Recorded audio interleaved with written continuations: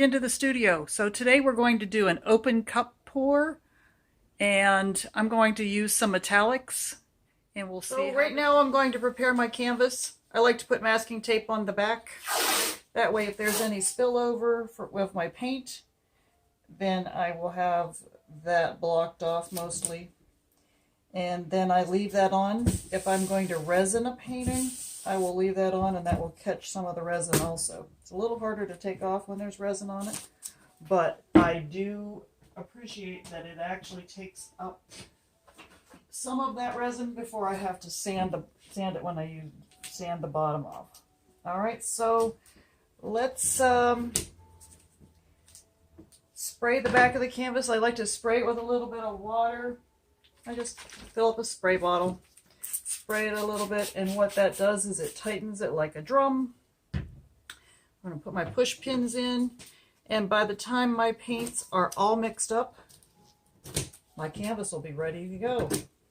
Thanks. Alright, so I have my paints pretty much mixed up. I want to share with you what I'm using today. So I do have Nicole's Craft Studio Aqua that I'm using. I have an Apple Barrel Royal Violet that I'm using.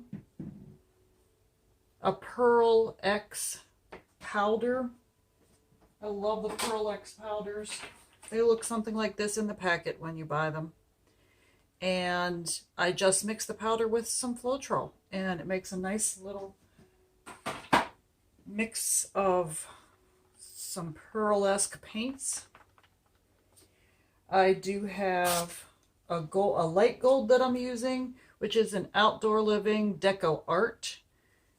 It uses a lot of Floetrol and glue mix. My pouring mix is in the details below my video. I have a darker gold that I'm using, which is a Craft Studio Nicole's brand also, metallic gold. And then I have a blue that I'm using that is from the Ultra Sheen.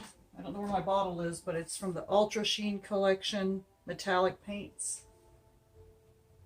And I'll list all of my paints below.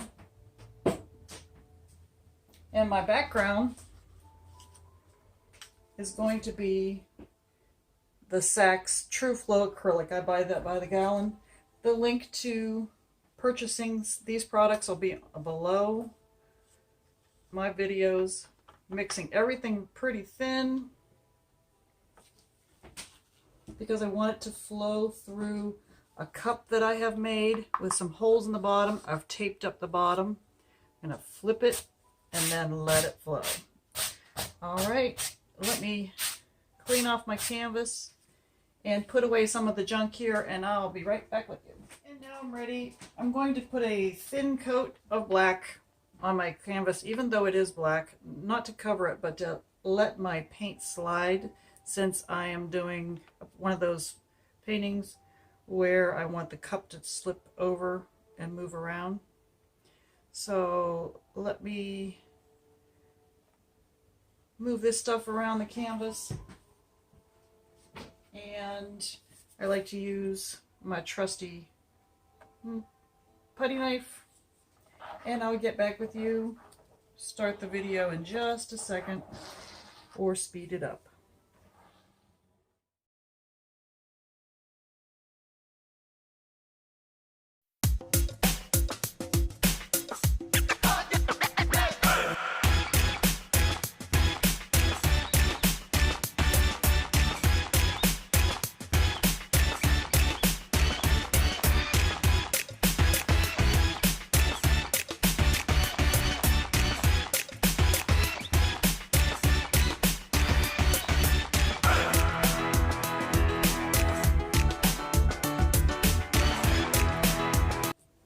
And now I should be ready to begin mixing my cup.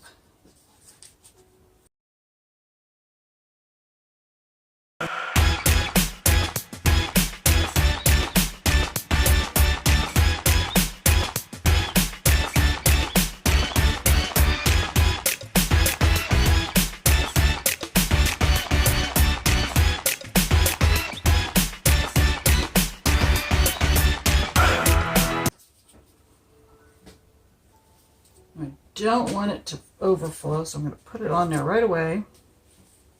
Now you see it's already starting to move around. I do want some of this color back in here.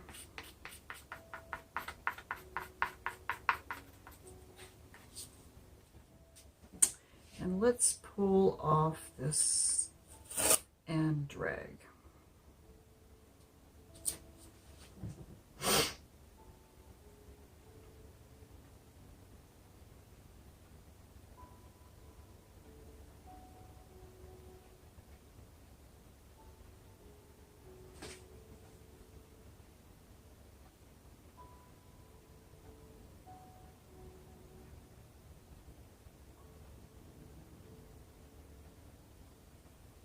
All right, look at that. Now I'm going to let it set for a minute.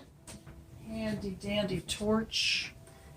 Just a torch that you might use in your kitchen, but I do see some bubbles and I do want to make sure those come up before I start tilting.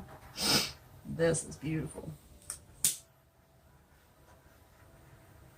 I think it's a little extra black paint that gave me the bubble problem.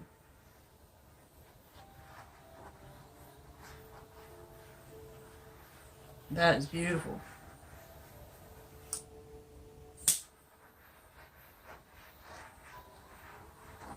I didn't think we'd see much out of that pearl, but I do see some of it coming up.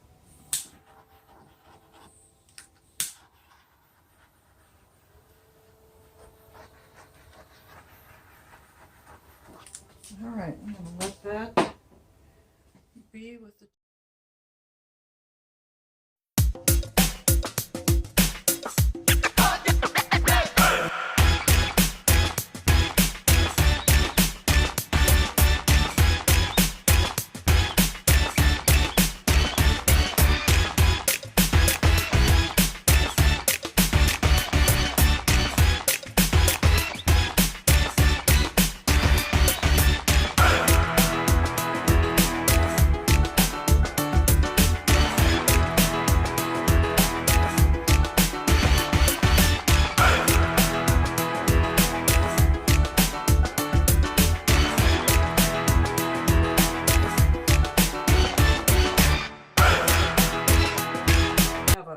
blow dryer that I've attached a funnel to, and it does have a cold shot, so you want to use that or you'll cook your paint and it will dry in that spot too fast. So let's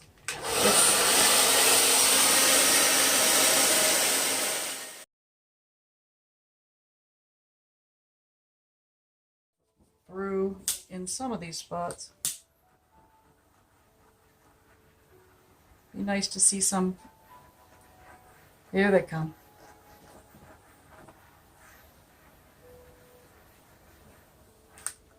I knew that turquoise and purple had some cell action happening. They're the only pieces that actually had some silicone in them. Look at that.